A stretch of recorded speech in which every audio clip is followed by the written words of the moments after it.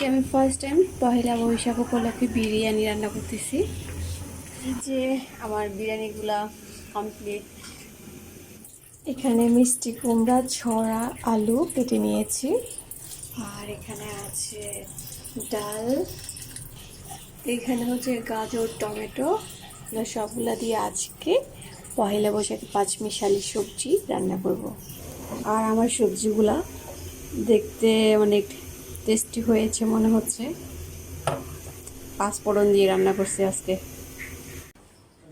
আর এই যে আমার আজকে বাসায় যা ছিল তাই দিয়ে পহেলা বৈশাখের আয়োজন ছোটোখাটো।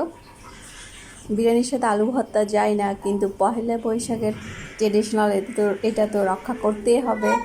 তো এখন তাড়াতাড়ি খেয়ে নিই, খাওয়া দাওয়া শেষে এবার মেলায় যাব। তো সবাই ভালো থাকেন, আল্লাহ হাফেজ।